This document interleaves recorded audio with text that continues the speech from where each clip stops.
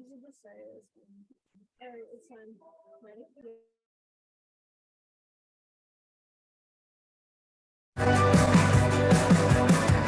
I wanna feel the pressure of God or whatever. Good morning and welcome back to the Morning Buzz here on 90.3 WMSC Upper Montclair. My name is Terry Dickerson and I will be your host for the day, joined by my co-host Gabi Lutz, our sportscaster X Adatula, and our newscaster Riley Kupo. We got a lot of Riley stories. Kupo. Okay, hey, that's Gabi. We got a lot of stories to go off today. A lot of hard news, a lot of top stories for today. But before we get into all of that, Miss Riley Kupo. Riley Kupo. Okay. Do you I do. We have do news today. you have our news update for today? Yes. So, in international news, Alphabet's Google on Monday said it shut down Google Translate in mainland China, citing low source usage. It marks the end of Google's last remaining products in the world's second largest economy. Google has a very limited presence in China these days after it pulled its search engine from the market in 2010. But on lighter news, New Jersey news, huge New Jersey go-kart track with 40 miles an hour speeds plans on opening in December. It's stated to open on December 1st in Route 1 Edison next to Topgolf. So, and finally, New Jersey news once again. Nearly 100 rescued dogs and cats were flown from Florida to New Jersey after Ian, where the pets will be adopted around here. So that's cute. Today's weather is a high of 54 with a 90% chance of rain. It's raining now, so and it's got 14-mile-an-hour wind, so stay warm and dry. That wind is no joke here on Montclair State's campus, that's for sure. So I'm glad we got here in one piece. My But car got thrown around the whole time I was driving. Oh, It was so scary. well, we're glad you're here and alive and made it up here. So They should call us the Windy City. I get it because it's windy. Because it's thank you, Riley, for that wonderful newscast. Back to sports. Are there new sports things going on? Yes, new sports things, very limited on the sports things because we're starting to make transitions in a couple different sports to their postseasons. But last night we had Monday Night Football. San Francisco 49ers played the LA Rams, and the score ended up being 24-9, which was an embarrassment for the former champions. They really did not show up whatsoever. 9 points means they only made field goals, which means no touchdowns for them, which is actually very sad for a football team. Jimmy Garoppolo led his team in his final year of his contract to the win with a 16 of 27 pass to attempt ratio, 239 yards and 1 TD. That 1 TD ended up being a highlight reel 57-yard run from Deebo Samuels. And you just love to see Deebo doing his thing because he is now to be considered, in my opinion, a one-of-one character, being that he's a wide receiver and he gets the ball to run sometimes. So shout out to the 49ers for doing their thing. In baseball news, sorry guys, I'm a little out of breath. The Mets game against the Nationals got postponed due to weather. Shout out to Hurricane Ian for raining that game out. And shout out to the Marlins. They are doing the Mets a solid. The Mets got swept over the weekend, if anybody didn't know, by the Atlanta Braves. So we need the Atlanta Braves to get completely swept by the Marlins to take the NL East division title. And first game between the two went to the Marlins, a 4-0 win for the Marlins. So the Mets have to sweep out against the Nationals and hope that the Marlins win their next 2 games against the Braves to take the NL East title and avoid a wild card matchup. And in final news, you had preseason NBA games that went on. And the big one for people in our area would have been the 76ers versus the Nets. And guess what? What? Philly won. Yeah. Philly won. So shout out to the 76ers for getting a 127-108 win over the Brooklyn Nets. The high scorer for the 76ers was their young point guard, Tyrese Maxey, who's been showing over the couple of years that he's able to put himself in the category of being a top 15, top 20 point guard in the NBA. And in this game, we had the return of the former 76er, Ben Simmons. So he had his first game back since his injury and mental illness battle of, he had what's it called when you're extremely stressed by life and things are really not going your way? Mental health. Well, yes, life. Shout out to our producer, but he said he was having mental struggles due to the things, burnout from the things he had went through in their playoff game. So he ended up sitting out a whole year, and it's his first game back. So shout out to Ben for making it back onto the court. And that's really it for sports news today, guys. Sports. Hey, thank you, X. That You're was welcome. Very informative, as per usual. Go Philly. Go Philly, as per usual. But let's get into our first story of the day. The Supreme Court is going to be taking up key voting rights case from Alabama. So the Supreme Court is taking up an Alabama redistricting case that could have far-reaching effects on minority voting power across the United States. The justices are hearing arguments today in the latest high court showdown over the Federal Voting Rights Act, lawsuits seeking to force Alabama to create a second Black majority congressional district. About 27% of Alabamians are Black, but they form a majority in just one of the state's 7 congressional districts. The court's conservatives, in a 5-4 vote in February, blocked a lower court ruling that would have required a second Black majority district in time for the 2022 midterm elections. The similar ruling to create an additional Black majority district in Louisiana was also put on hold. Conservative high court majorities have made it harder for racial minorities to use the Voting Rights Act in ideologically divided rulings in 2013 and 2021. A ruling for the state in this new case could weaken another powerful tool civil rights groups and minority voters could have used to challenge racial discrimination in redistricting.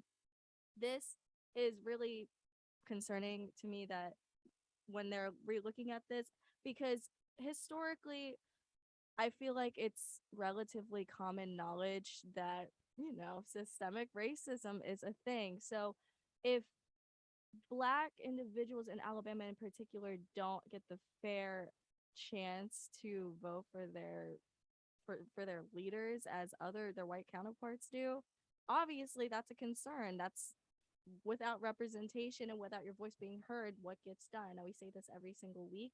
So I'm nervous to see if the conservatives will win in this case. The more conservative judges will pull through in this case and like trump over what is actually right. Literally trump over. Haha. Get it? Because anyway, how do y'all feel about this?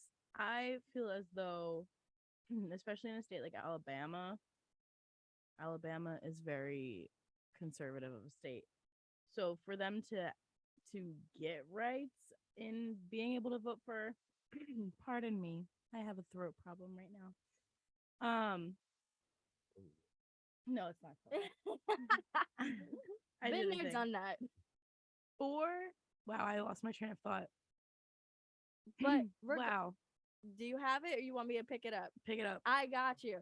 So basically, it's obviously people have the right to vote. Like, we've surpassed that. It's more so the fact that what redistricting is kind of hard for me to explain in all honesty, but it's more so the fact that these underrepresented groups do not feel like they have the voice and the platform to be able to vote for their elected officials in a fair way. And we've seen this for like years, for centuries even. Yeah. And even in the past election, we were seeing minority groups and underfunded communities struggling to have access to even voting polls in their own communities and things like that. So you kind of see that it's kind of a ploy to kind of filter out the Black and minority vote out of elections, which is really concerning because it just perpetuates institutional racism in our country. And I feel as though it also, like, they bring these things up, I feel like,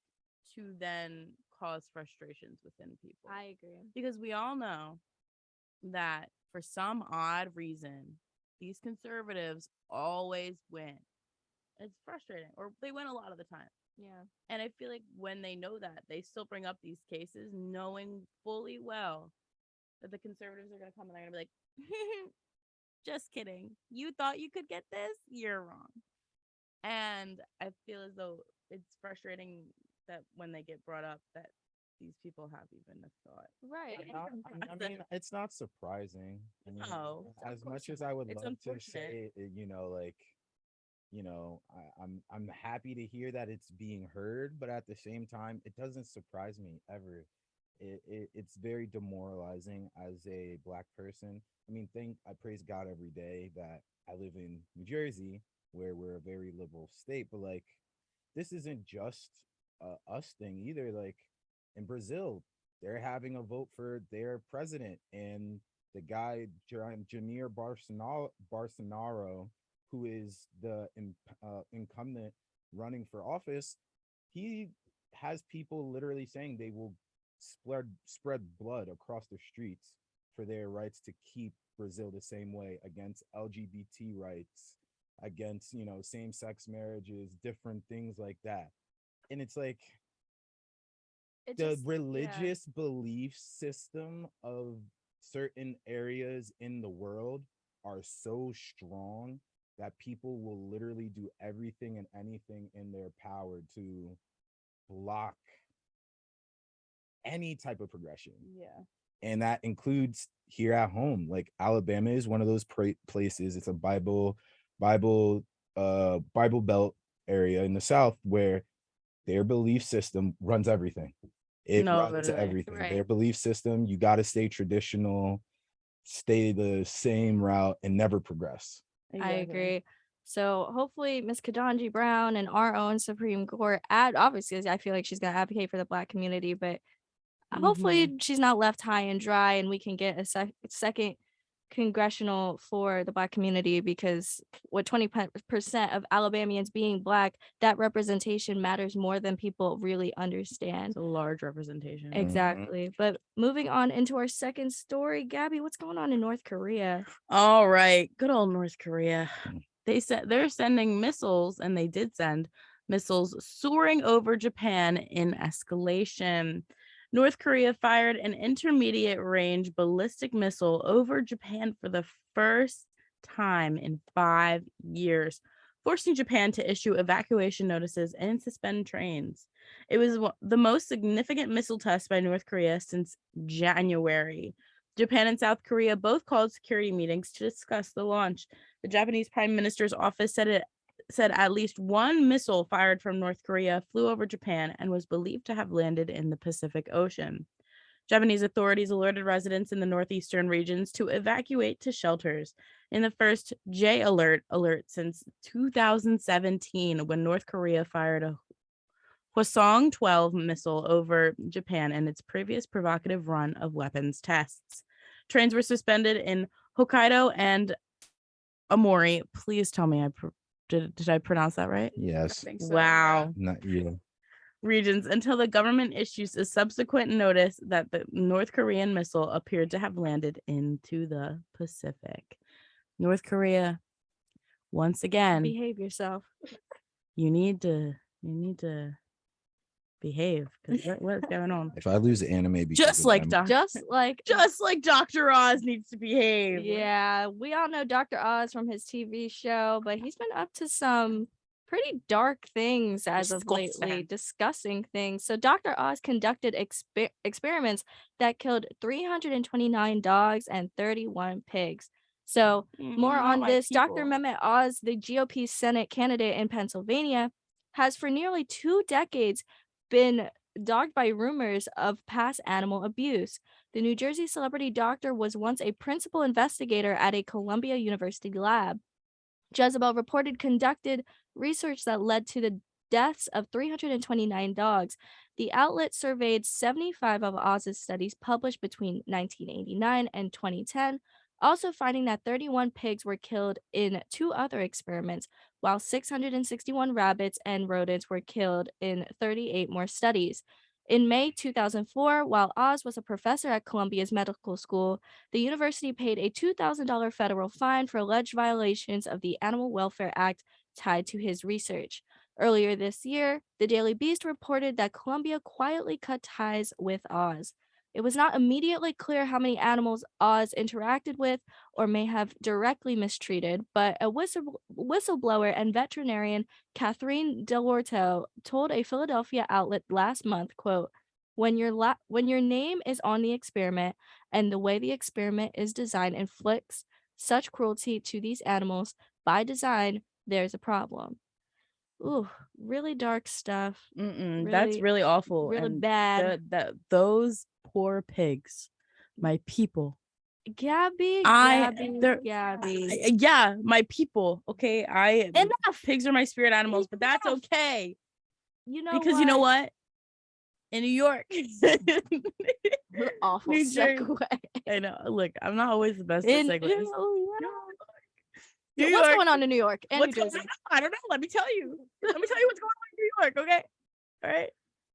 We're done with Dr. Oz. New York, New Jersey USPS workers arrested in a $1.3 million fraud.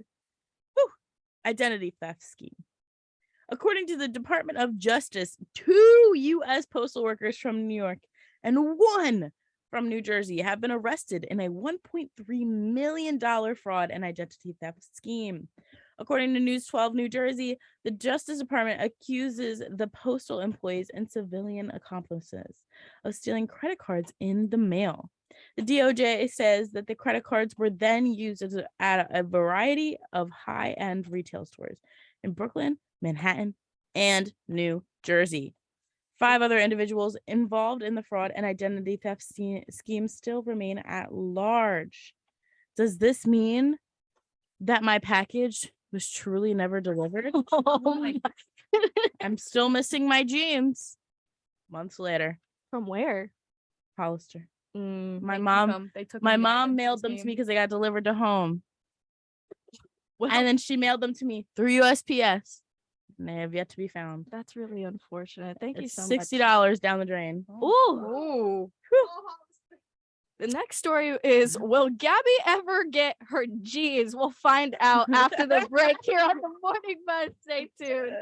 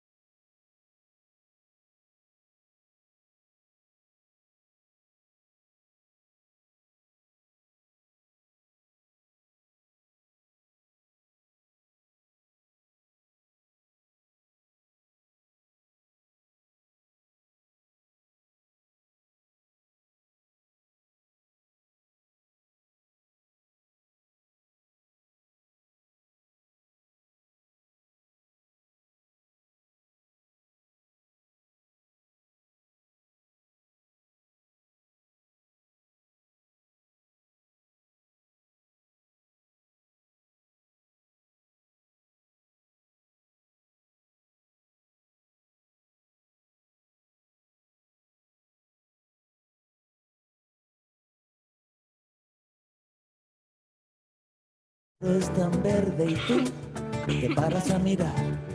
Dime que no te paras solo para verme la cara. Si hay una palabra que odio, la acabas de pronunciar. Qué forma de hablar. And we are back here on the Morning Buzz on 90.3 WMSC Upper Montclair. We have some more news to get into. So, circling back to the Supreme Court, Justice Ketanji Brown Jackson waits in the questioning about murky wetlands dispute as the Supreme Court is opening a new term. The Supreme Court opens its 9-month term by hearing a conservative challenge to the federal government's authority to regulate wetlands under a landmark environmental protection law. Justice Ketanji Brown Jackson asked multiple questions yesterday on her first day on the bench. Jackson, the first Black woman to serve on the court, was quick off the mark, asking a series of questions early on in the nearly 2 hours of arguments, indicating sympathy for maintaining expansive federal authority over wetlands. According to NBC News, the conservative majority seemed more skeptical, although there appeared to be no consensus on how to draw the line that would limit federal jurisdiction over sometimes hard to define patches of wetlands. The oral argument also marked the first time in history that 4 female justices had sat together on the bench. Not the wetlands. Not the wetlands. Ugh. Ugh, the wet. It's like, ugh, the wetlands. The wetlands. You know what else is ugh? No. Uh, That was pretty good, not gonna lie. That was a very good transition. What else is ugh? Donald Trump suing CNN for $475 million over a big lie references. When will this man stop suing people? Probably never. Donald Trump fired off his latest defamation lawsuit against a news outlet, this time seeking $475 million in punitive damages from CNN over what his lawyers say was an effort to, quote, defame the plaintiff in the minds of its viewers and readers for the purpose of defeating him politically, end quote. Trump's lawsuit focuses on references made by CNN on-air figures, wow, I cannot speak today, to the big lie or the former president's unfounded claims that the 2020 presidential election was stolen from him. Trump contends that the references compare him to Adolf Hitler. The lawsuit filed in the U.S. District Court in Fort Lauderdale follows Trump's threat of legal action against the Warner Bros. Discovery-owned cable net last summer. The lawsuit claims that CNN's, quote, campaign of dissuasion in the form of libel and slander against the plaintiff has only escalated in recent months as CNN fears the plaintiff will run for president in 2024, end quote. Trump has a high threshold to clear the suit, and he has to prove that CNN acted maliciously with a reckless disregard for the truth. Here's my opinion. What's your opinion? My opinion is, does this man realize that you never see any other presidents dealing with the stuff that he decides to deal with? Real. You know, like he's always like, I'm going to sue them for defamation and I'm going to sue them for this and We've they're had presidents who dealt with that, though. No, but not like he does. Well, this man is crazy. I mean, that's what I'm we've saying. had crazy presidents too, but no, but like you're still to this point, like it's 2022. You haven't been president for 2 years now, and you're still going through this stuff, Give it up. homeboy. Yeah, no, give it up. Literally, give it up because I'm sick of seeing your name all over the news. Like you're still president. yeah, I'm also I feel like a lot of people are very, very sick of this man. And I am so tired of people, specifically him, because he started this whole fake news movement. Misinformation, false information and things like that has been in journalism since journalism began. But now, since Donald Trump has gotten into the whole public sphere of being in politics and things like that, this, like, it just doesn't make sense how he's constantly trying to pit the people against different media outlets and stuff. And should we hold media outlets accountable for making mistakes and reflecting people in the wrong way? sure. Absolutely.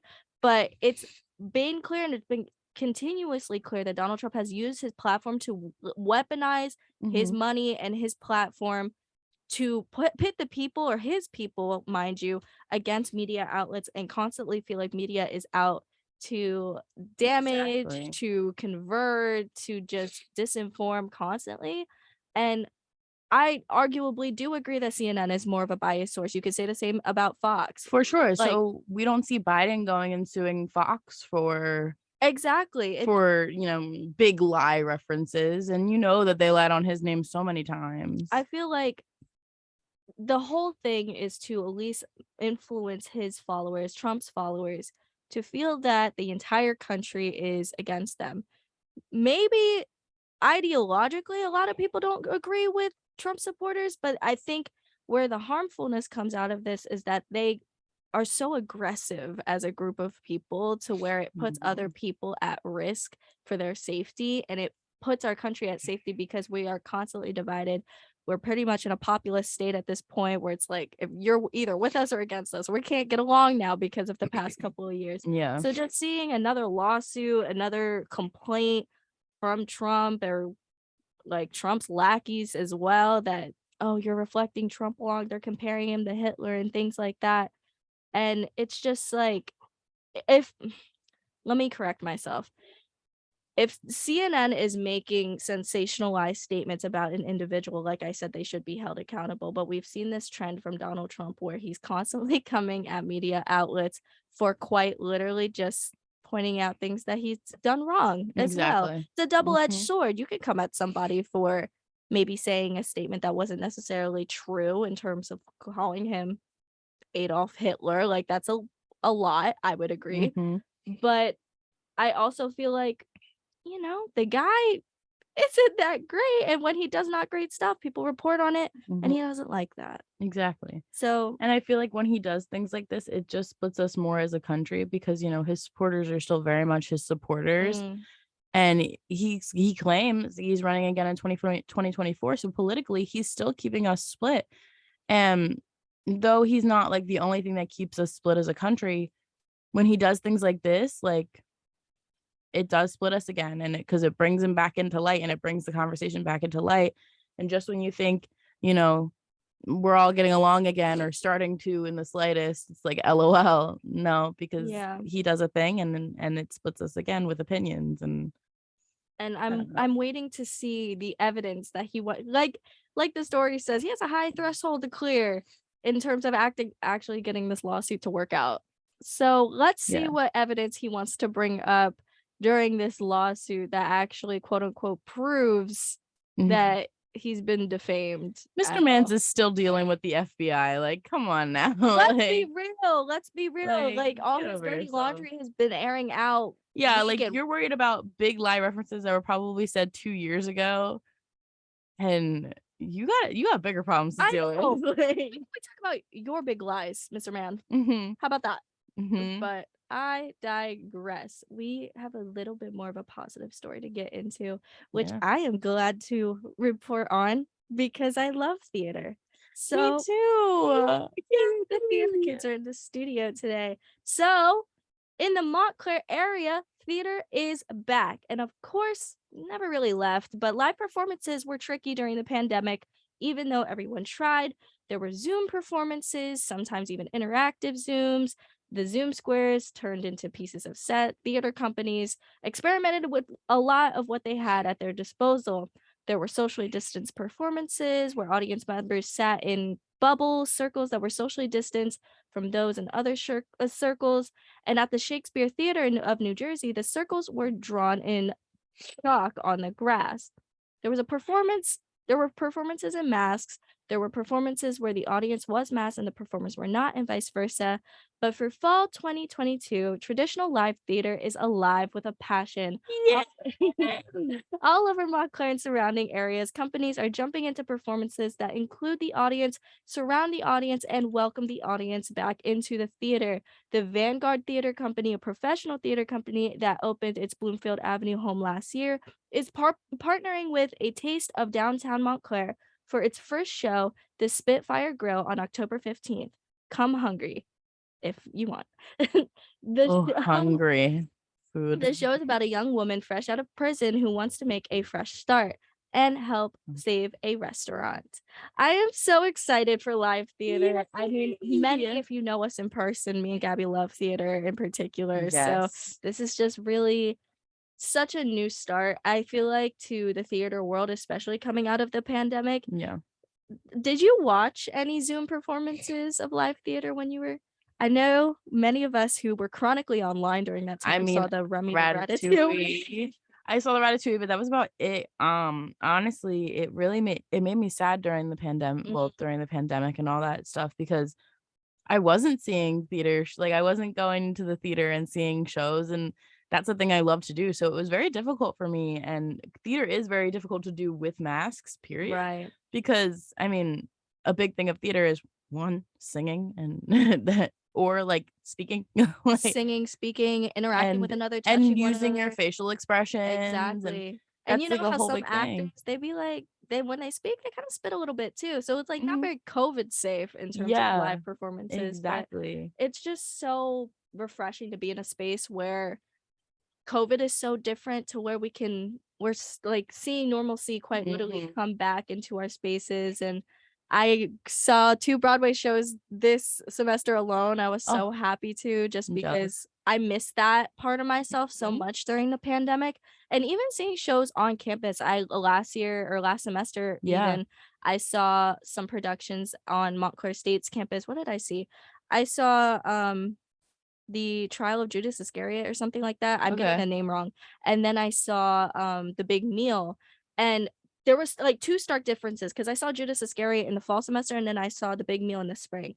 Fall semester, everyone the actors were unmasked, but everybody in the audience was masked. But from my actor friends, they were telling me they were getting tested literally every week. They were Yeah. being so diligent with how they were handling COVID because they had to, you know what I mean? Someone goes down and that person exposed the whole cast to COVID, that could put the whole show at risk, you know what I mean? Exactly. Yeah. And then spring semester rolled around, COVID was starting to look a lot more different, and the actors were still unmasked, and it was like, it was just so interesting to just see how different COVID was, but Yeah. theater was still kind of like handling it the same way, I which mean, I did appreciate. I went and saw Players a couple times last Players as semester, well, yeah. and they were all wearing, you know, those clear masks. Yeah, which And one, no, I also don't know if they work that well, no, well. especially when they're performing, and you know, the whole rule in performing is don't fix something because it takes people out of the story. Exactly. And you know, They're like saying their lines and their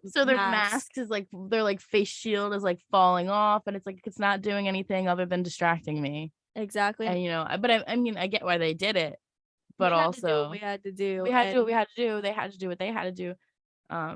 But I mean, it definitely was distracting. So it's good that like now they don't really have to use that. Exactly. So shout out to theater. If Love you're a theater. theater kid or a theater appreciator like me and are also mildly talentless, you know, with theater's back, we can go watch it.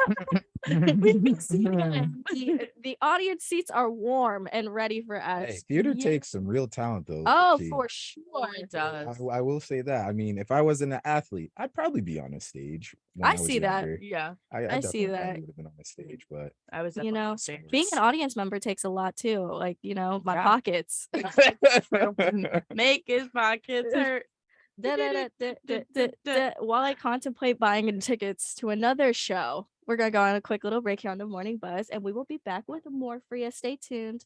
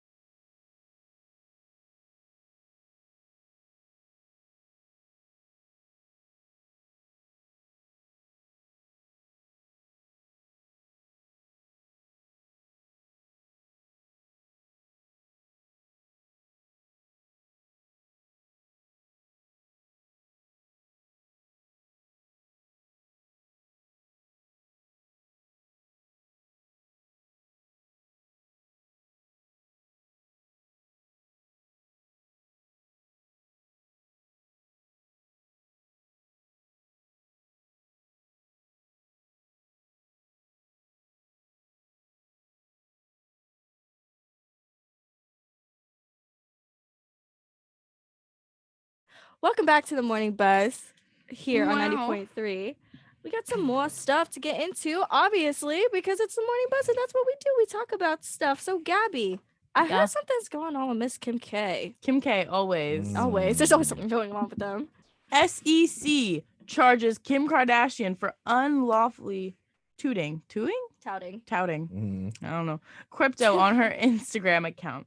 The top US don't laugh at me. The top US financial regulator has charged celebrity Kim K for what is it? Say it. Touting a cryptocurrency on her Instagram account without disclosing that she that she was paid for promotion. I'm sorry, Evil just made fun of me in our chat. The Securities and Exchange Commission said Kardashian has agreed to pay a fine of $1 million, although she did not admit or deny the SEC's findings. She will also give back $260,000, which includes her payment from the company with interest. Kardashian, who has around 330 million Instagram followers, was paid $250,000 to promote cryptocurrency offered by Ethereum Max, called EMAX tokens. As the popularity Siri, stop listening to me. Sorry, my Siri was listening to me. As the popularity of crypto has ballooned, companies have spent millions of dollars on marketing. Many of them have hired celebrity spokespersons, including comedian Larry David and actor Matt Damon, to promote their products. But after the value of Bitcoin and other digital currencies plummeted, many of them have been criticized for boosting them. Why, oh, why is Kim K getting into that field? Girl, stay in your lane. She's with in her makeup, with your makeup and your skims. Stay in your lane. She's Why is making Poot Lovato on my screen? But let's be real, though. She is like a millionaire. She's making the move. She's trying to get into venture capital now. That's like know. she started her own venture or is starting her own venture firm. So But Miss Kim wants to be in that world. I just want to say, like, Bitcoin and all that stuff, I don't believe in it. You'll believe in it? I don't believe in it. It's like a religion. I don't believe in it. I think it's gonna be It's a real, mess. but it's gonna take a couple of years, and the dollar would have to collapse. That is what my uncle said. Are you a Like Bitcoin 10 years bro? ago. Are you like I'm not a Bitcoin bro or a maximus, a crypto maximus, but I do believe that like there's always a changing of the guard. We moved from the gold standard to the dollar years ago. I just want to let you know that Interesting. my uncle was saying You gotta the think. same stuff about Bitcoin about 10 years ago, and Bitcoin still is not up in the ranks yet. So I don't want to hear it. I'm So not you gonna lie. think that like years from now, maybe after we're dead, like I know. I think we'll see it. We won't die. I Really? definitely think we'll see it because you got to think it was supposed to collapse during this inflation I period. think so too. It's rebounded. At least it's not back to like 40-50K, but it's rebounded to like back to 25 to 30K. You saw the pictures. NFTs. Like That's still in that that world. You either. use Bitcoin or I don't believe the in that other either. cryptocurrencies. I can't remember the other one. It starts with an E. Ethereum. Ethereum, yes. You use them and you buy NFTs with This that is stuff. so fascinating. But I to me. definitely think They're in bad for the years coming, environment. I think They collapse I the hear you. environment. Yeah, Yeah. NFTs, so they're bad for the environment. there's a mining involved that you have to do. Like people use massive supercomputers to mine them. So like it'll be a factory full of supercomputers mining these things, which goes Oh, into like, because I heard like, them you say know, no idea what. Dang. yeah. It's I a definitely reason- think it will happen. Yeah, it's I a don't reason believe in why any if of you're a it. gamer, you couldn't get a graphics card for months because God, because I crypto. wanted to build my own PC. Yeah, you couldn't Yeah, you get a couldn't graphics because card because everybody's been building PCs to mine you mine cryptocurrency. crypto. Yeah. Yeah. But what if I want to play Minecraft? Well, you better Laptop. yeah, go play it on your laptop. It may be A slower 2066 frame wise. MacBook Air is gonna be Yeah, slow. frame wise is gonna The be slow. crypto pros want to get their money. I still don't believe in it. Anyways. But Gold standard. imagine paying for something with a photo of Poot Lovato. Nah. That is a valuable asset to the That is economy. the only time I'd believe in it. Or Dogecoin. Or Dogecoin. No. This That's oh where my you're God, done. I've That's where learned you're so much canceled. in this 5 minutes of a story. Wow. Thank you, y'all. You're welcome. I'm still broke, but thank you. Yeah, I mean, there were some broke. people that became millionaires. Stay blessed. Some people became millionaires, but not all of us. Yeah, teardrop. But other people are doing well, such as Montclair native Michael Fabiano, who is Ooh, what's he doing? he's starring in Tosca at the Met Opera this year. What? That's so exciting. So when the curtain rises on the Metropolitan Opera's production of Puccini's Tosca today, it will mark a milestone for Montclair native Michael Fabiano. He will be portraying Tosca's lover, Cavaradossi, for the first time at the Met stage. Fabiano, 38, who first took on the role of Cavaradossi at the Opera National de Paris in 2021, said he appreciates the significance of the occasion. He said, quote, Tosca was written at the turn of the century in 1900, and this piece has reached the greatest of the great singers of history. And so I think it comes with a moral and social responsibility to do my best job in this work because I have to live up to the greatness standards of those that preceded me. Congratulations to Michael Fabiano. Always good to see someone come out of Montclair doing great things, especially someone as talented as him. I thought I was about to say, especially Steve from Blue's Clues, but we'll get into that later. Real, so real. Stay tuned for it. Steve from Blues. Stay tuned. We'll get into We'll that. take a break. We'll take a break. After the break here on 90.3 WMSC Upper Montclair. See you soon.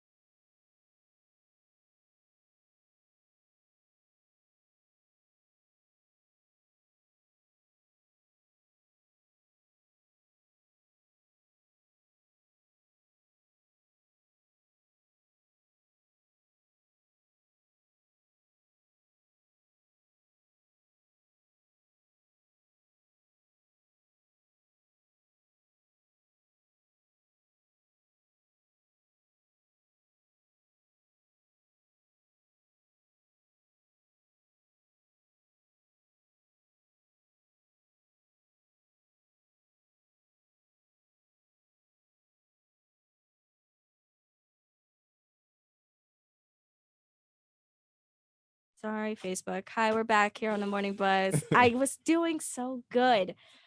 And we're going to get into our favorite segment of the week. I'm over here swinging my feet because I'm so excited. It is Tunes on Tuesday with Emily Emo Music McCormack. Ew, did you just call her Emily?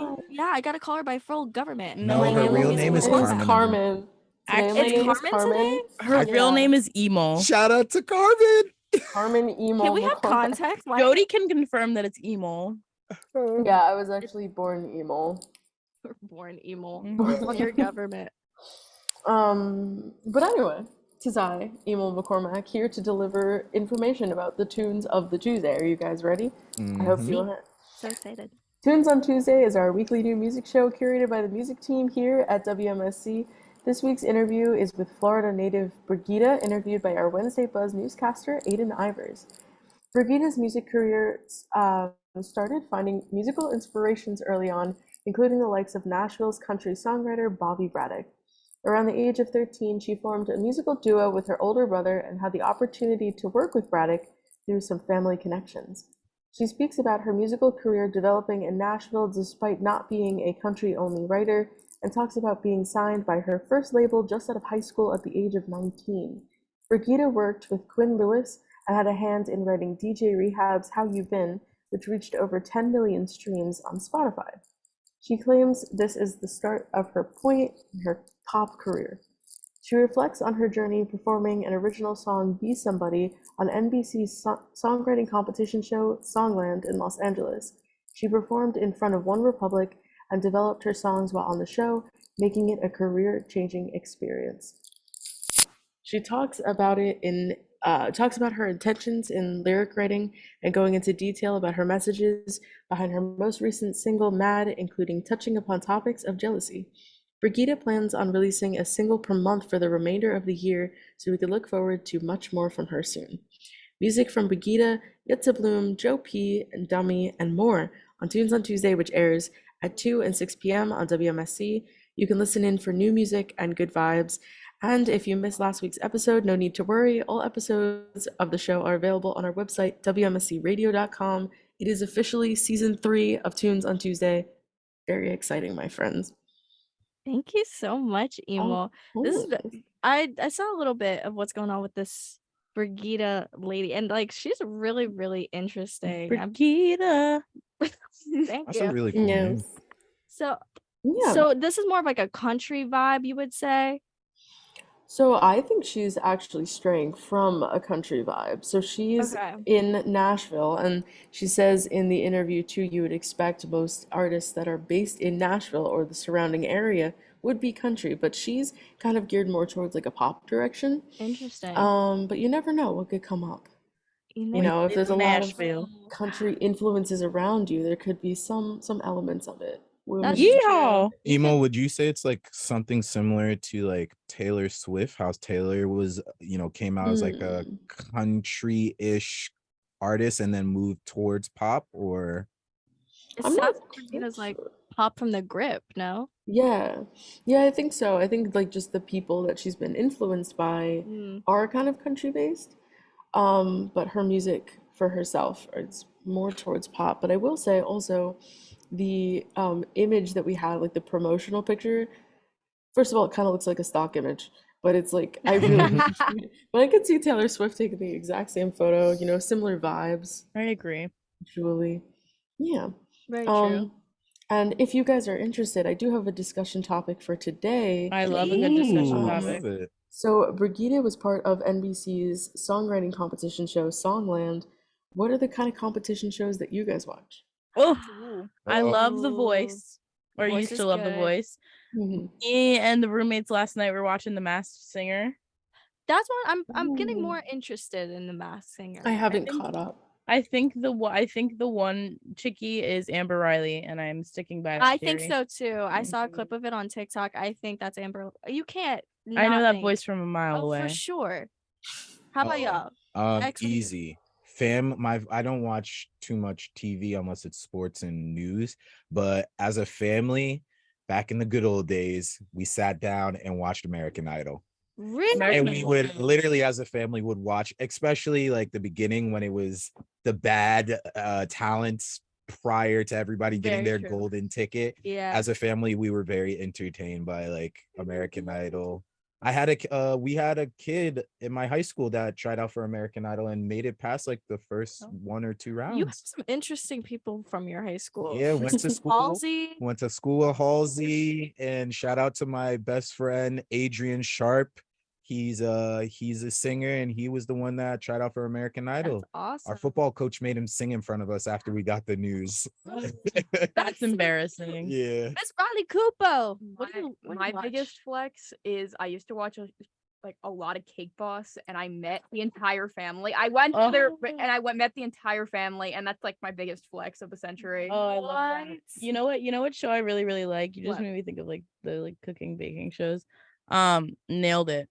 That's a my good favorite one. competition That's a show. good I've one. never heard that Oh my one. goodness. It's when your average, not very good bakers have to like are in this baking competition, and they have to make like these extravagant like cakes and desserts and stuff. It's so funny. My family and I actually, we watched that show, and we did the challenge where like you could get a box for Nailed It, and you do your own challenge at home.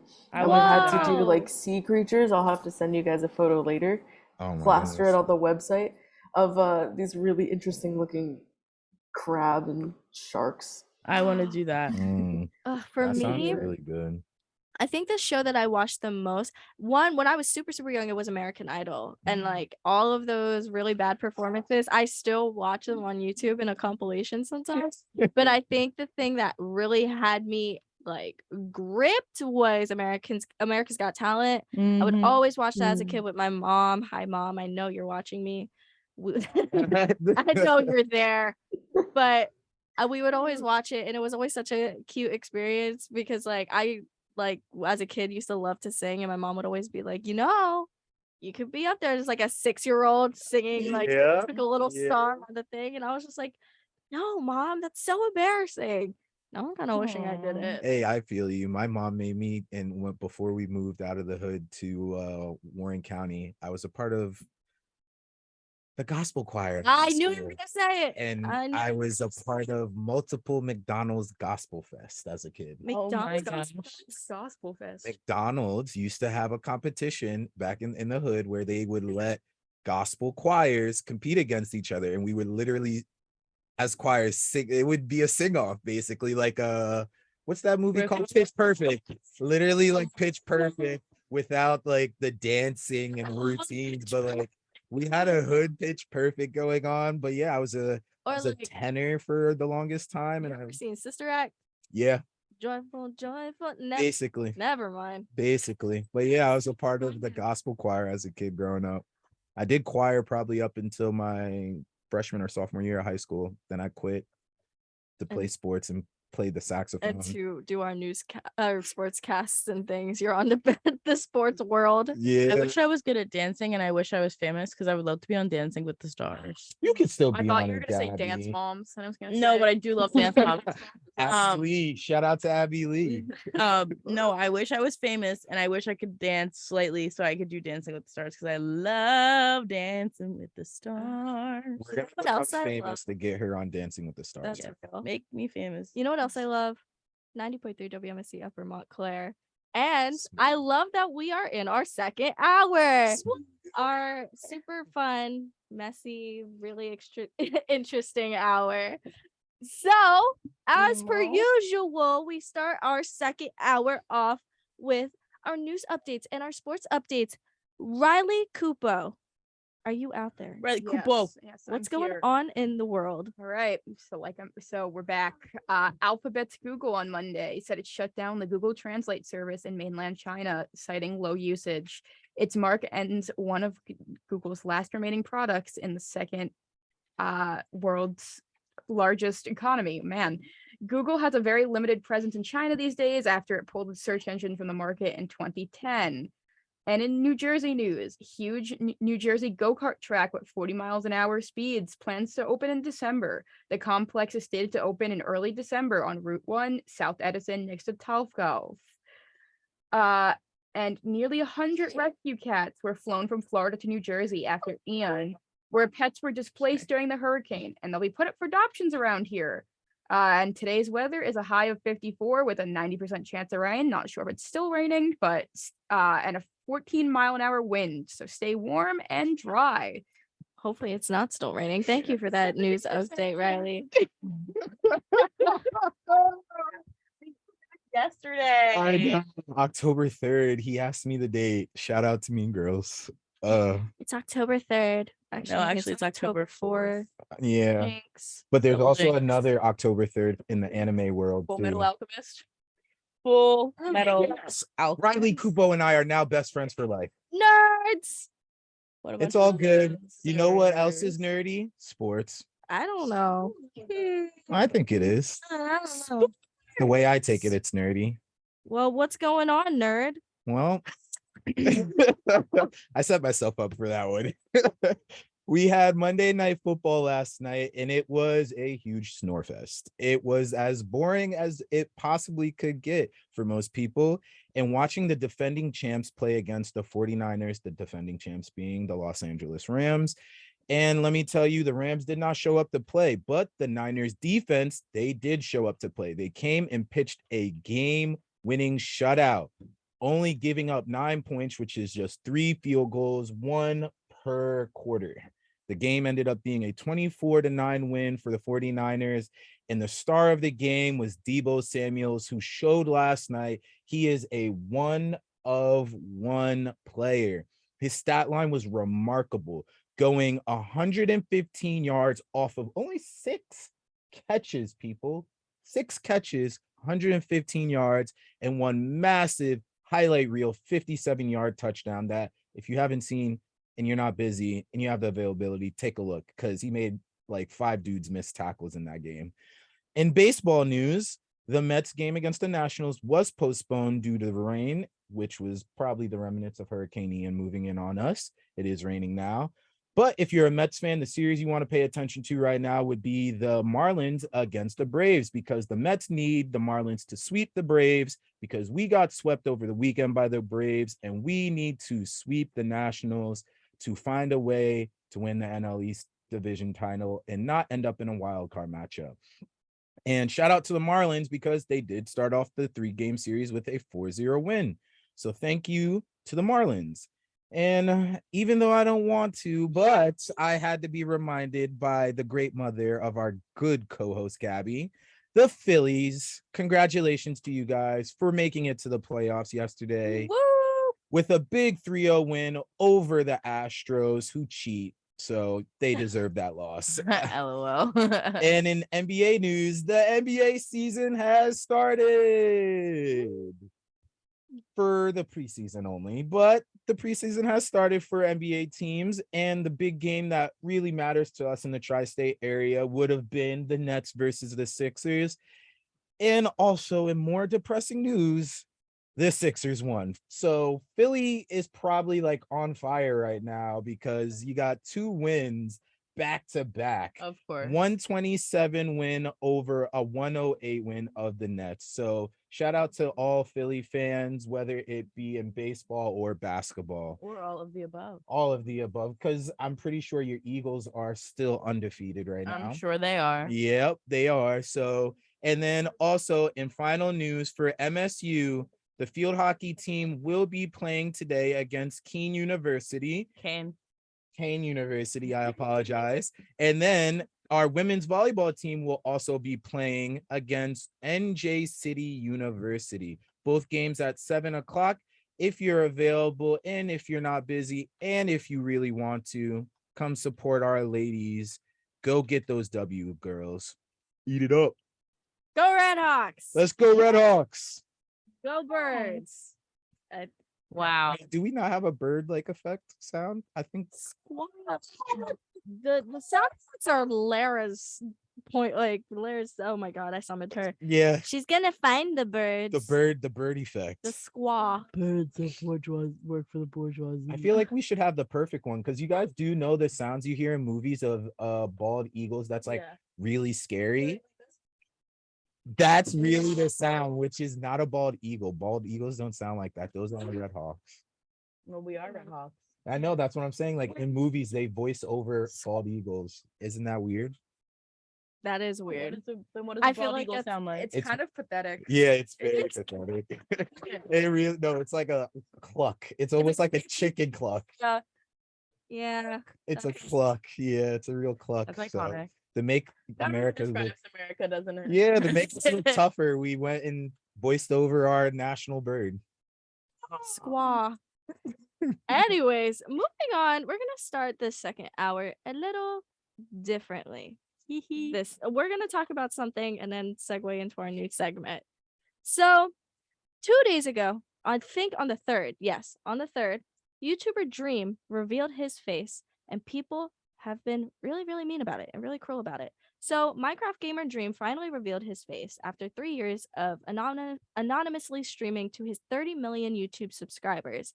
On Sunday, 1.2 million fans tuned in to see the reveal happen in real time, and in 14 hours, the video game garnered 18 million views. A subsequent selfie tweet has been shared more than 131,000 times, and at least 57,000 of which racked up in the first 3 minutes alone. For the past 2 weeks, Dream has been drumming up interest on social media, slowly revealing his face via video call to fellow creators and collaborators like Addison Rae and KSI. and Twitter is on fire. Did you guys see Dream's face reveal? I did. I did. Initial thoughts before we segue into our next Okay. segment. Everybody was like shocked about it, and everybody was very cruel about it. But I just have to say, like, and I don't watch Dream, like, so this doesn't matter to me. But what did you expect a Minecraft gamer to look like? Oh, listen. All I'm saying is immediately. Like, were y'all expecting some like godly figure? All I'm saying is immediately after Put the Mask Back On started trending, and I know that if that was me, I would have literally never signed back on. Yeah, YouTube. that's the last time I'm ever going Anywhere. Like, that's awful. Like, what were y'all expecting him to look like? I He looks like a agree. full human being. So, In all fairness, he said he was blonde. He is not blonde. Quick question. Actually, Like, well- quick question. I've never watched him. I do watch streamers. I'm a big fan of different streamers on Twitch and YouTube. mhm. While he was anonymous, did he have a voice that would subsequently make you think No. he was a 10 out of 10? No. Because I was Only gonna to say, his like, fans. I feel like only his fans think because that. that usually happens where like the voice is like so nice and so pleasant. You're like, oh, if you haven't seen the person's face, you're like, oh, you have to be beautiful. Also, with a mask like that, what did you think he looked like? Real. Oh, is Yeah. that his mask? What? Yes. Like, nothing about him was like, what made you think he was gonna be like some sculpted, like gorgeous human being? That's No, real because He's just a regular dude playing some Minecraft. yeah, he just looks like a regular old white guy, but like Twitter was relentless. And back to your initial point, X, I feel like in terms of voices, right? Yeah. People want to idealize these like no-faced streamers and YouTubers Yeah. just, because in honestly, people get bored and emo is getting right where I'm getting at. Y'all ever heard of Corpse Husband?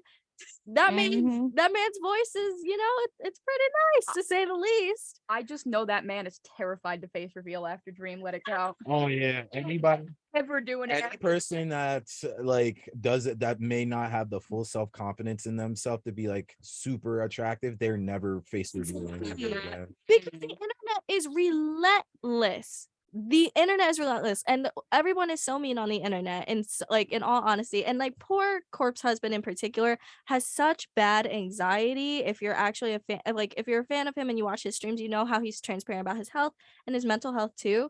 And like, he can't even go to the grocery store without feeling that constant anxiety because his voice is so recognizable. Oh, So because it's so deep, because he has like GERD, so then like his vocal cords are messed up too. okay. It's just a lot going on. So now like Dream kind of set the standard of the face reveal in a sense, because this was a pretty big face. I don't think people have had a face reveal in a while. I don't Well, they ain't gonna do another one.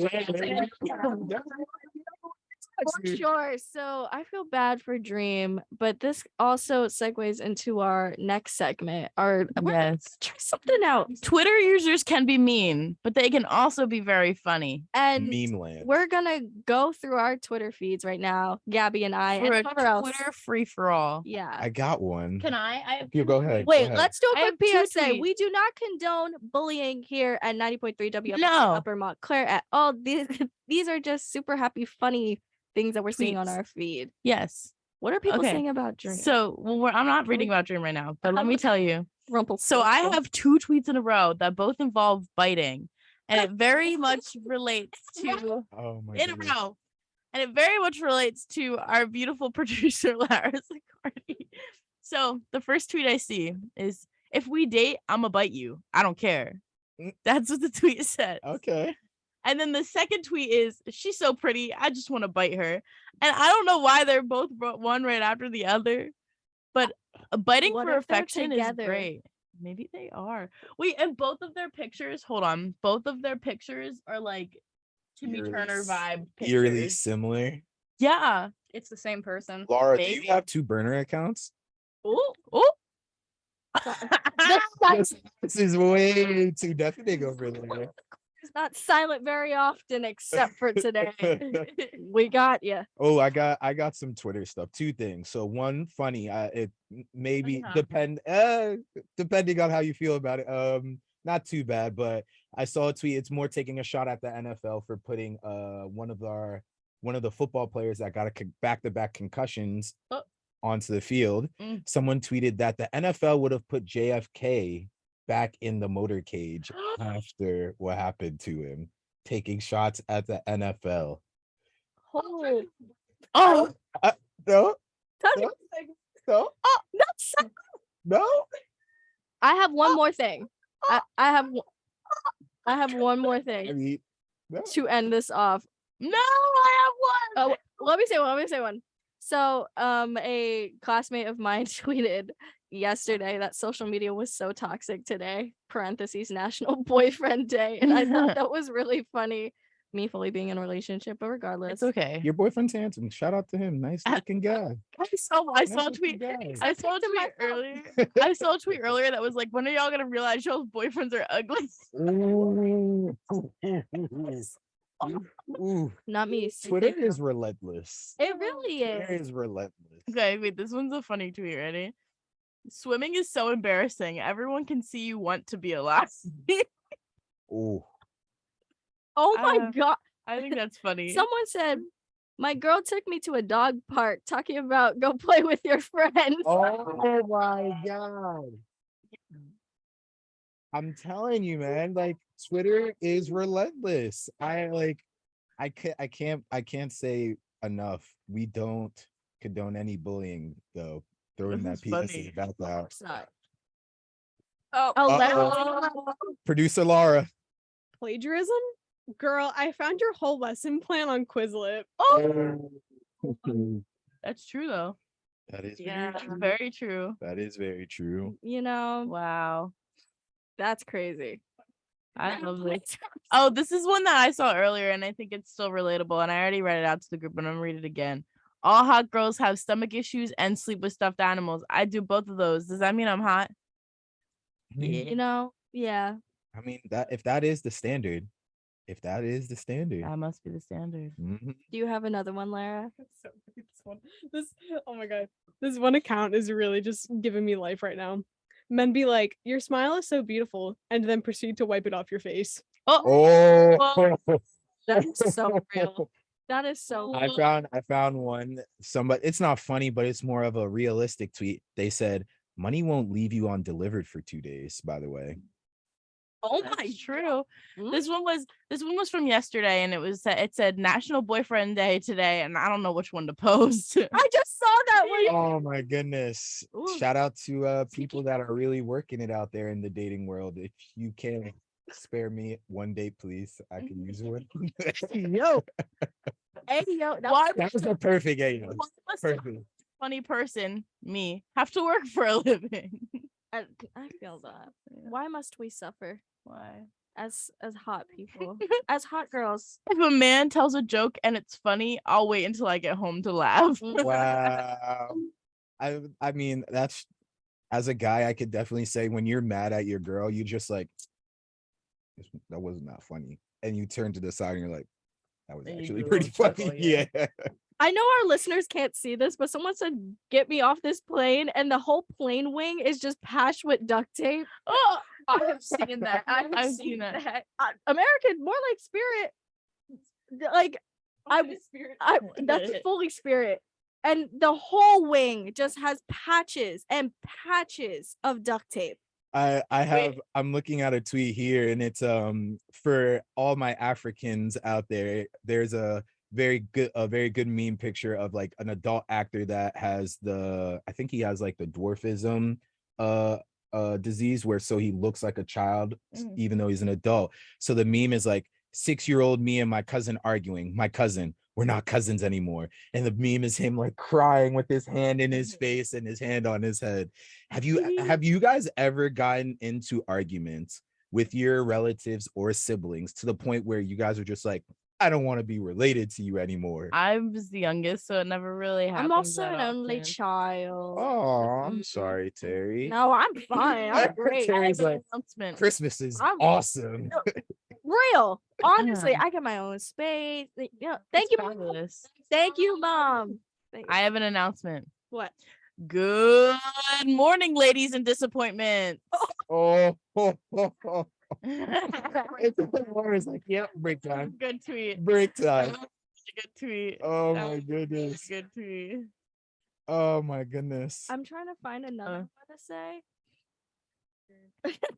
Someone said I knew I was mentally ill when I would plan to go to school mad and not talk to anybody. Oh, Yeah. That's real. Been there before. Been there there. before. I'd be like, OMG, I have so much to do, and then lay down. Me this entire weekend. I do that all the time. Someone said, if a man tells a joke and it's funny, I'll wait until I get home to laugh. Yeah. Oh, I can't say that one. Nope. I'm like It's looking, time. I'm looking at all of my Twitter, and my Twitter is nothing but sports pretty much, which is unfortunate. Sports guy, you know what I mean? But Yeah. well, for our Twitter to refresh, and we got some. said, stay up. I'm gonna call you. I've been awake for 4 days. Rumor has it they're still awake.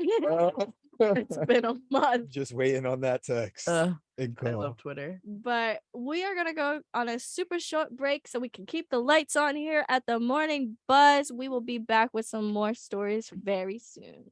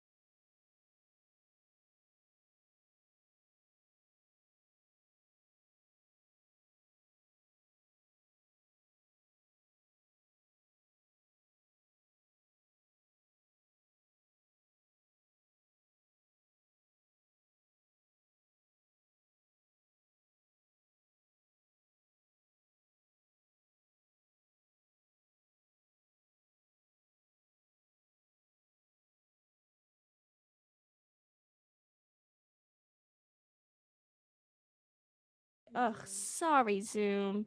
We're You didn't here. miss much, Zoom. We didn't miss much. We're getting back into the nitty gritty today. We're talking about Barney, and Barney has a docuseries called "I Love You, You Hate Me," and it uncovers the dark side of kids shows. The trailer is out now. If you feel like watching it, the core messages of the immensely popular Barney and Friends kids show was spread to love and kindness to one another. But the trailer for the new Peacock docuseries highlights the idea that America was not so eager to accept that message. In the trailer for the upcoming two-part docuseries I Love You, You Hate Me, multiple talking heads from Bill Nye the Science Guy to NBC's Al Roker share stories of how quickly the world turned against the friendly dinosaur, rejecting its values of inclusion and respect. Bob West, a Barney performer who stepped into the costume for the Happy Purple Dinosaur, shared that death threats were made against his entire family. The Peacock docuseries was first announced in November of last year and hails from Scout Productions, the producers of Queer Eye. The two-part docuseries is set to premiere October 12th, which is coming up very, very soon.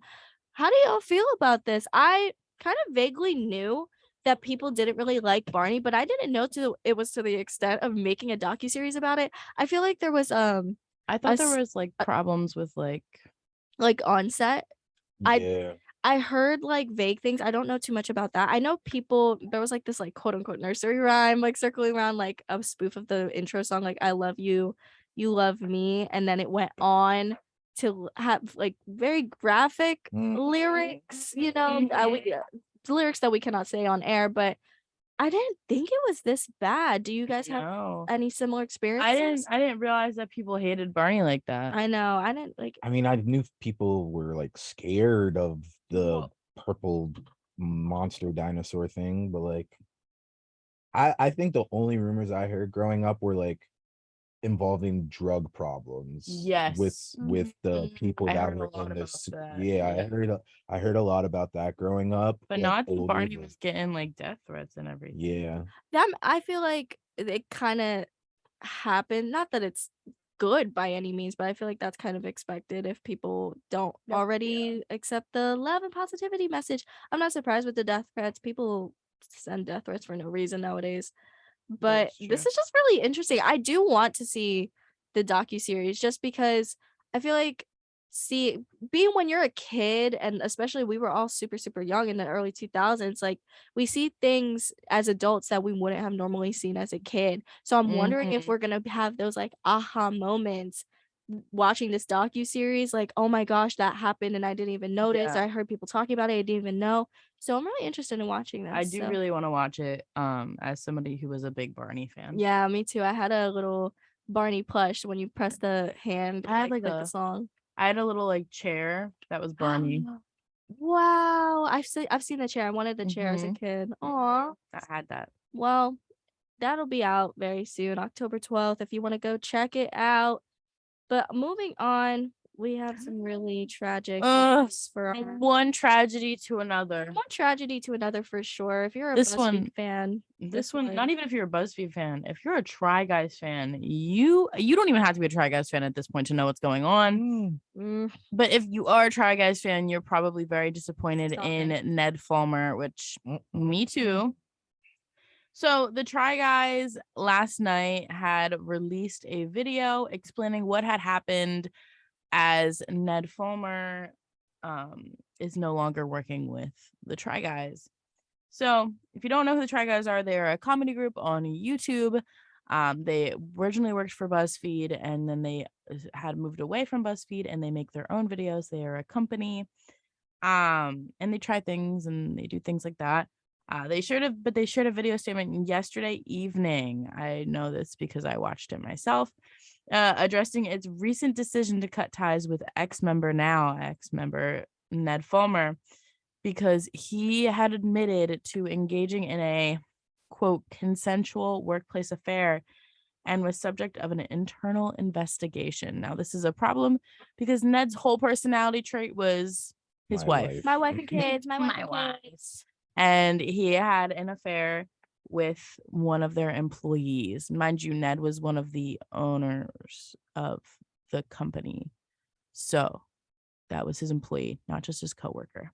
Anyways, Zach Kornfield, Keith Habersberger, and Eugene Lee Yang appear in the video titled What Happened, explaining the timeline of Fulmer's exit from the company and how the group will continue to alter its content to address the situation. The trio shared that it had been working to remove Fulmer from the new videos as soon as an investigation into his behavior was launched. Kornfeld stated, quote, we immediately removed Ned from work activities and engaged an HR professional to conduct a thorough review of the facts. We also opted to remove Ned from our releases pending the results of that review. End quote. So basically, the Try Guys have been editing out Ned out of the past videos in any way, shape, or form that they can. They won't even release some of their newer videos because Ned is such a big part of some of them that Right. they're just deemed unreleasable now. So we'll never see certain videos that have already been filmed, but other ones they're trying to edit him out before they release him. They're really trying to erase his name from the Try Guys as much as possible, because this was such a big thing. Right. Because it wasn't just an affair and just him cheating on his wife, but he did it with an employee, Exactly. which can be seen as very awful because of the power construct. That happened in the NBA recently. Yeah. It happens everywhere. Yes. And more often than it should. People kind of it was a consensual workplace, but I still feel like workplace affair, but I also feel like there's still a power dynamic happening here. There is. It's you as one of the owners, as a leader in this space, you should know better. So someone who has a family, you should know better. But I will say for the rest of the guys, this situation has been handled so professionally. Oh, yes. This is probably the best way a situation like this could and should have been handled, because they're erasing him from all content. They're being respectful of those affected, being like his family and things like that. There are other people affected by this. And you can see in the video, if you have watched it, the frustration and the hurt that all three of them are feeling at this time, because not only was this a colleague and a coworker, this was a friend of 8 years producing content and developing a friendship. Like that's a long time. That's a long time. It's such a heartbreak to have to go through something like this, especially when it's a fellow friend where you expected better from them. Exactly. All of them, they were like, they literally said in the video, they're like, we were just as shocked as you guys. Like, none of us had expected this. You know, you could see it on their faces, literally from Eugene to Keith. Eugene looked so angry. Like the whole time, like everything he said was like, it looked like he was just speaking it to Ned. And then Zach, he just looked so heartbroken. And like, you know, he was choked up at one point. And then Keith, you could tell he was very heartbroken, but he was trying to like hold it together. Yeah. And you could just read it on their faces. They were literally probably reading off a screen fully for the their stages statements of grief. Yes. Like, right there in front of you. I'm not even saying that to be joking. Like, they were just demonstrating so many different emotions in that video, but still handling it in a demeanor that was very professional considering the circumstances. And I applaud them for that, because I don't know if I would have the same professionalism and resolve if I found out that my friend and colleague did the same thing. And they did state that they didn't really bring it up sooner, and they didn't, you know, do everything sooner because of the fact that, you know, there were real people involved. And this was a family at the heart of it, and there was legal things, and they were like, this is why it wasn't brought up sooner. But they did start deleting him from videos with it on like the 16th of September, is what they said in the video. So, I mean, it's very hard, you know, it's hard for all parties involved. I mean, I feel awful for Ariel and their kids. I know. That must be so tough. And on top of that, what I did appreciate as well from the video is that obviously in some sort of explanation video, you shouldn't be inciting anybody to go bully anybody, but they also acknowledge the fact that women also kind of face a lot of backlash when things like this happen. So they really acknowledge that, and we're like, you know, don't be commenting on other people's social media. And they were saying this is not a call to action, but they were encouraging people to just stay off the socials in terms of this. Realistically, are people going to stop talking about it? No. But it's good that they still use their platform to not promote any, like, they're not trying to add more fuel to the fire. They're really just trying to move on from it. So I wonder, was Alex fired? The girl? The girl. Probably. But they didn't talk about her too She was much. like an associate producer. Yeah, Like she was a big role. Like she was featured in videos. Yeah, so they called them food babies, right? Yeah, her and YB are the food babies because they would eat all the leftover food that Keith would have after his eat the menus. Mildly off topic, I would love that job, but regardless, too. I feel like she doesn't have that job. I feel like if they got rid of Ned, feel they like got rid that- of her. Yeah, I feel You like, have to. but they didn't release a statement about that. They They haven't didn't. brought her up at all. Well, I feel like it's hard. Like I said, like in the NBA, that happened recently with the Yeah. Boston Celtics, and all the coverage was around Ime Udoka, who is the head coach of the team, Mhm. and he's suspended for a full year because of, they didn't want to fire him because he just took the team to the NBA Finals the year prior. So they suspended him for a year and left it up in the air on whether they're even going to contract him past that year. Yeah. But they haven't released the woman's name, and they have not released whether the woman involved will be facing any punishment. And I feel like in that specific, Is the woman involved with the NBA? yes, she's a part of the team. She's a part of the organization. Oh, It's okay, the okay. same exact thing as the Try Guys. Interesting. Same exact Yeah. thing. And like to the point where she may be like not a executive producer, but a Like a higher higher ranking ranking position. But him being the head coach, there's not many people that outrank him other than like the GM and owner. Mhm. So it's like in that kind of sense where we all know friends that have talked about dating their coworkers, but we're at the same level. So it doesn't dating a really coworker is different matter. than dating an employee. Yeah, but like in that power dynamic, it's, in my opinion, I can understand why the women in these two specific situations, because the tables could be different for any situation, but though in these two specific situations, it's hard to even see in my mind how you punish the women, because in their mind they probably thought, oh, what's one drink and one night of hanging out, and then it turns into something else to where they become afraid that if they say no, they get that person goes and gets them fired from their job. In the Ned and Alex case, though, Alex had a fiance. I forgot about that. They say that the rumor, we don't know because they did not release the woman's name. The woman was also married in the Celtics case. Like Oh, Alex was like, like wedding dress shopping and stuff, and sounds like an and Am I Ime the Wrong Udoka- story. Ime Udoka was married to Nia Long, or engaged to Nia Long, has a kid with her. Yeah. That was that situation. Nia Long. Yep. The fact that you would even think that Yes, she I know on the Black community is very up in arms about that one, Yes, we because she's, Nia She's is perfection. From the time she was on TV, she was perfection. Until this day, she is too.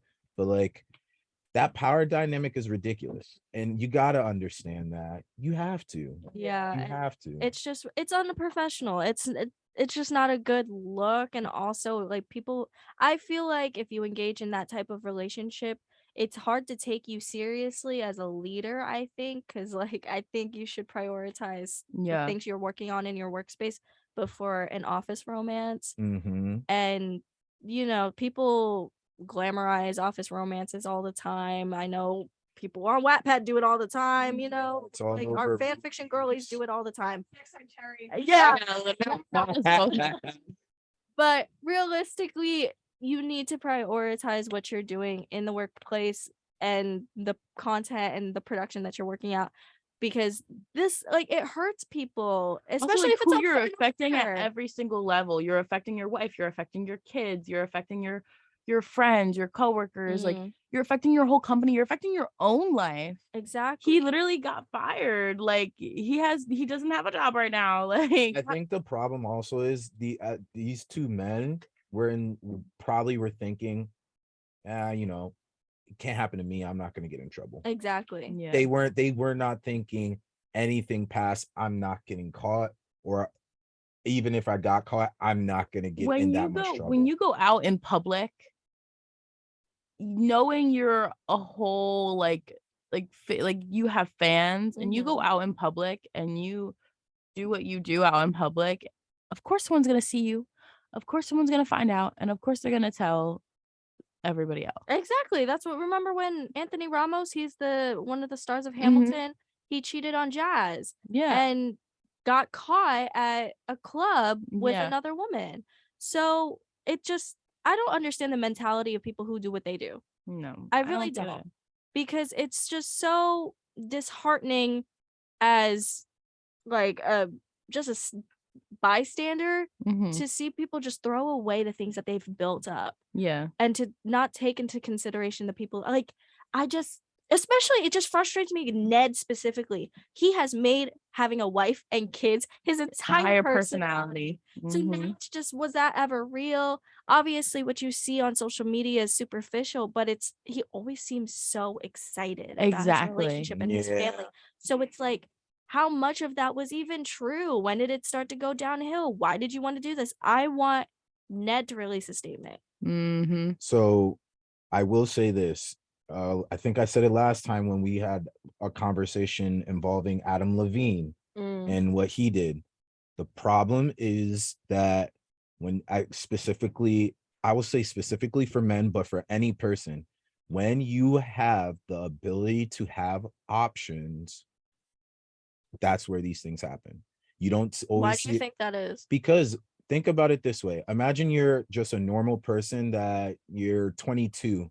You've never dated any person, 24, 25. You never had like a real relationship before. You only had like a handful, 2 or 3. Mm-hmm. You finally found somebody that loves you unconditionally for you, and you like them and love them unconditionally. You're going to keep that because you don't know if another one of these options is going to come back into your life because you haven't had too many. But when you're them, where you're super famous, you're always meeting people. So when you're always meeting people, you could burn through individuals quickly. Like, oh, you don't like me? Cool. Go to Ned. And think about it. Ned's in a room of how many people at a party for their new release of a product, and it's a huge party at some mansion. How many people are there? A couple hundred. Out of that couple hundred, I could guarantee maybe like 30 of those women probably find him attractive. They may not say it, but they might find him attractive. All you have to do is talk, and you eventually find someone. That's true. And if you have those type of options and you have an ego enough, which most people that have a lot of money end up building into themselves. Yeah, that's valid. And I also think at the same time, it's still up to him to have the self-discipline and resolve to, one, not have to view people as options. It's more so the fact that you have a family already, you have what you've built up, and you have the things that you seemingly love and adore, and you throw it away. And that's the main thing. It's Mhm. not, I think, it's not so much options, it's more, I think people don't appreciate what they have until it's gone, and Mhm. now quite literally everything that he has helped build is gone and has blown up right in front of him because of his actions, which is so disheartening. But final word, I never liked Ned anyway. He was my least favorite Try Guy. Let's go to break. Yeah. Actually, break? Or okay, we're gonna go on break for like a little bit, but we have something interesting coming up. So hang with us just for a little bit longer. I promise we'll be back.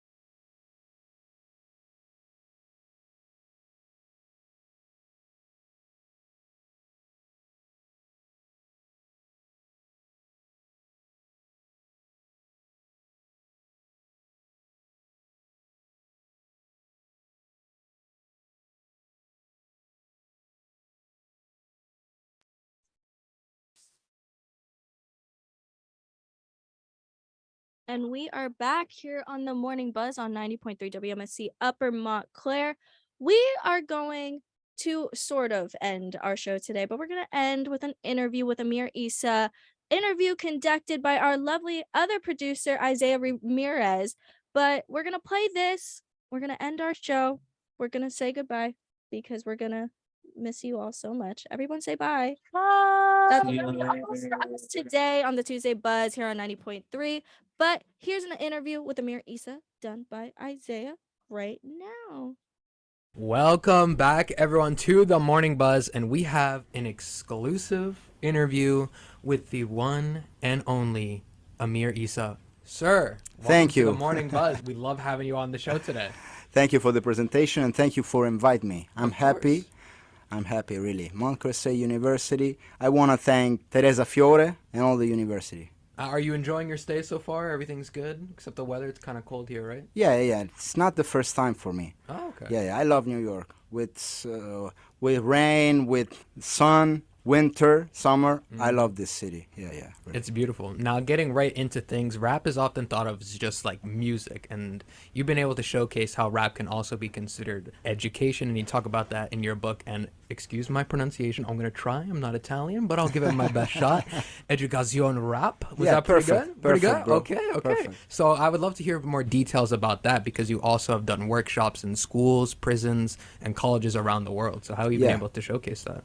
Yeah, because my life when I born in the first years of my life, I have a lot of problems in my family. My father is an immigrant from Egypt and going jail.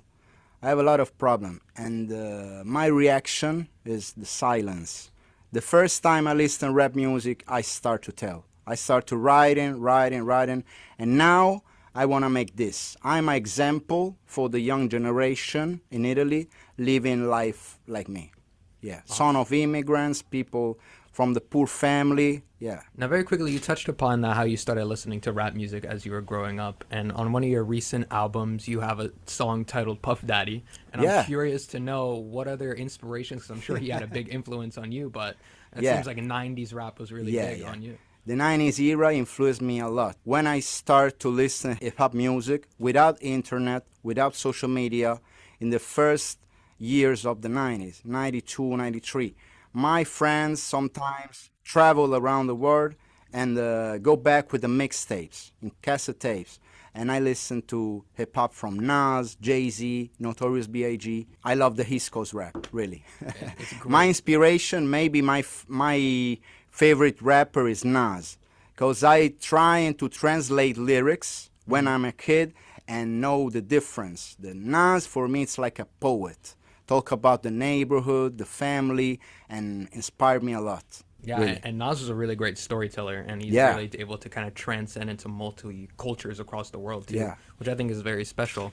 Now, touching upon your teachings and your workshops, how does the way you teach change, perhaps, in different areas? Because you could be in a college, and then you could also be in a prison at the same time. How does does your teaching style change within the groups? Yeah, my project, it's not a school of rap. Maybe I want to help people to use words to express. And rap music, for me, it's a tool because it's simple. It's instinctive. And we make a debate in a classroom or in prison and jail. We make a debate about, I don't know, racism, prejudice, the problems in the society, okay? And after, we trying to rhyming, okay, with simple styles. Is this. Maybe rap music, for a lot of people, it's the voice of the people don't have voice in the society, okay, this. And I help people to make this, to tell stories. Absolutely. And you're also a dedicated activist, obviously, in Italy. Yes. And a lot of your recent music has touched upon the Black Lives Matter movement. Yes, And yes. I'm curious to know, why was that such an important topic for you to discuss? Racism and discrimination is not a problem in the US, of the US. It's a problem all around the world, really.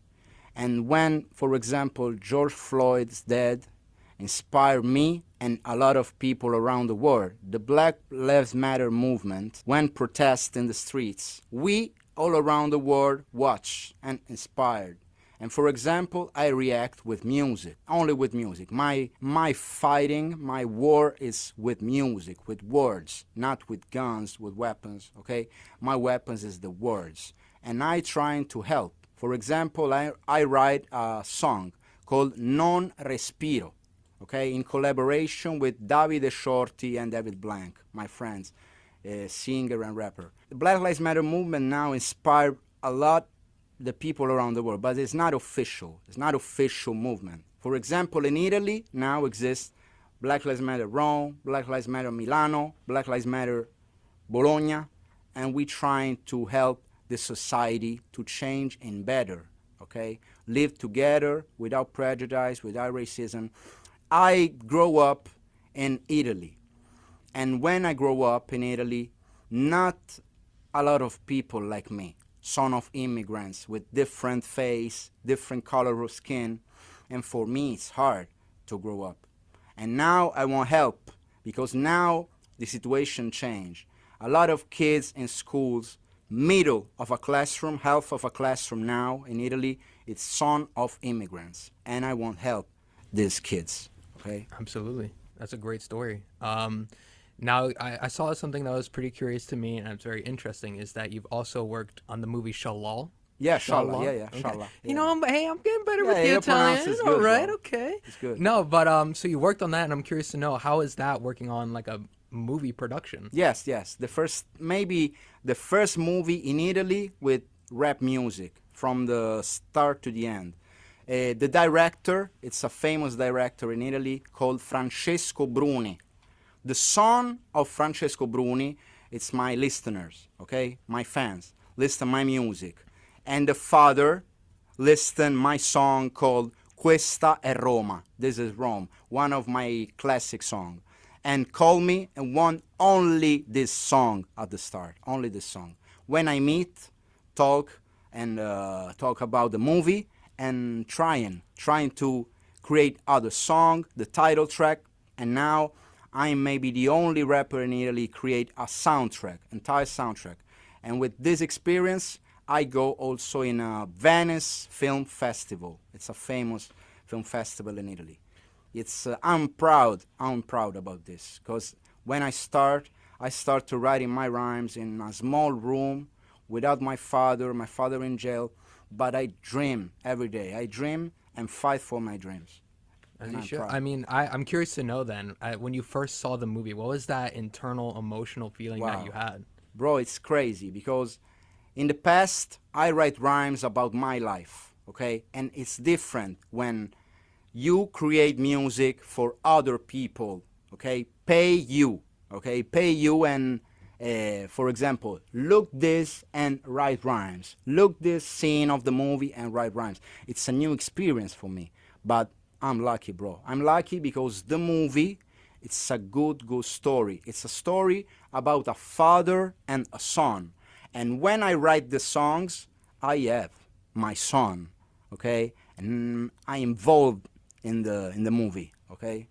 This movie filling me a lot of emotions, a lot of different emotions. But the first time I watched the movie on a big screen, it's like a panic attack for me, really. I imagine It's that beautiful, was probably a bro. It's beautiful beautiful. moment and something you Beautiful will never forget. moment. Yeah. Beautiful moment. I think when I walk on the red carpet in Venice Film Festival, I think my mother is dead, but my mother helped me every day. Yeah. That's beautiful. Yeah. Now, in 2017, you wrote a book titled Vivo per questo, which is an Yes. autobiography about yourself. Now, what inspired you to really want to put your story out there for other Yeah. people? Yeah. In the past, I write rhymes about my life. Maybe in every album, 3, 4, 5 songs talk about my family, my neighborhood, my real life. But when you write rhymes, you short, okay? Like Twitter, you synthesize. 20 years of synthesized rhyming, Yeah. and I won't stop. I won't tell. And now I love writing without beat, for example, without rhyming, okay? Like narrative or memoir. Sometimes I write in reviews, for example, for music newspaper. But my story is this: when I start, I not study too much in schools. I start to write rhymes, okay, and reading a lot of books for this, for rapping, for the inspiration, for new words, and now changing. Now I start to study, teaching in schools, okay.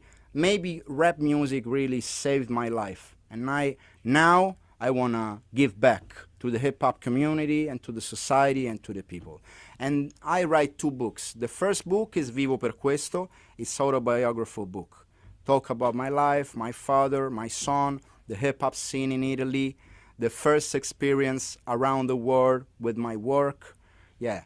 And this is a special moment for the people listening to this interview. Yeah, this is the first time I say that.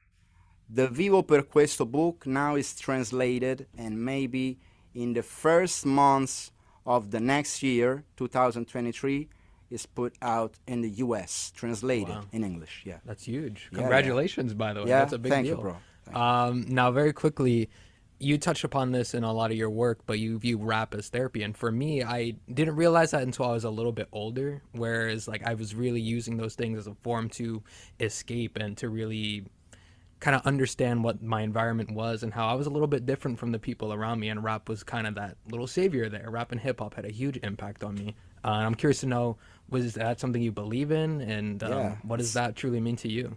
I think it's like a therapy. Really, it's like a therapy. Not only rap music. For me, the whole hip hop culture.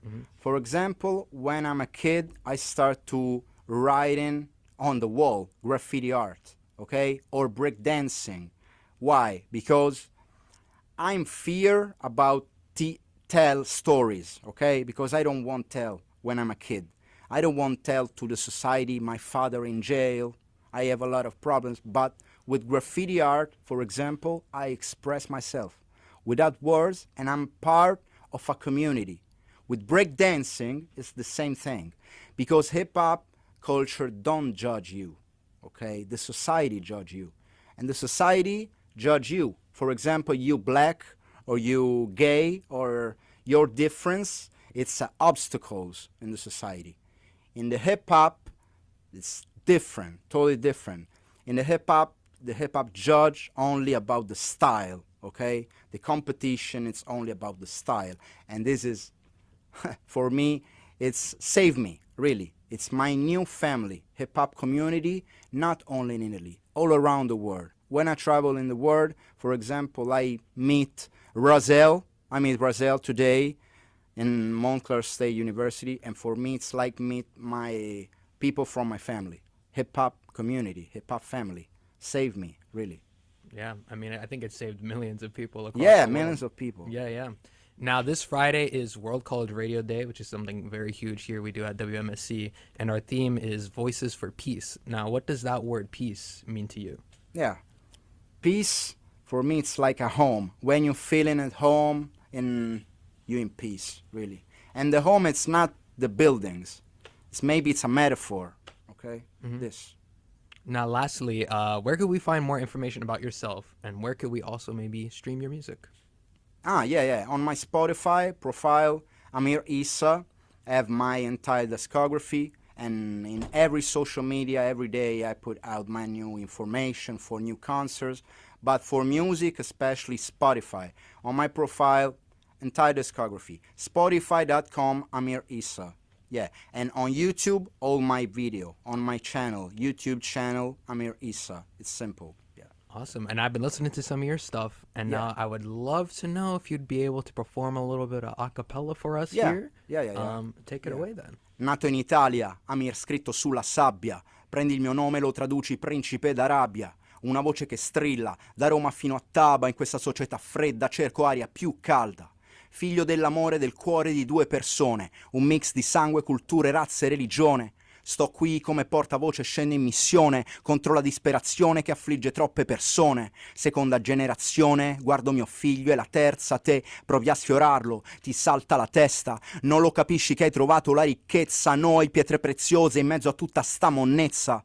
Scrivo con la fame di chi non si rassegna. Prendo il vostro odio, lo trasformo in questa penna. SOS bilancio negativo se mi chiamano straniero nel posto dove vivo. Amerissa, MSU Radio, ok, Montclair State University. Peace. Thank you so much for coming on the Thank show. you, We thank appreciate you, you. thank That was you. awesome, by the way. Thank you, thank you, thank you.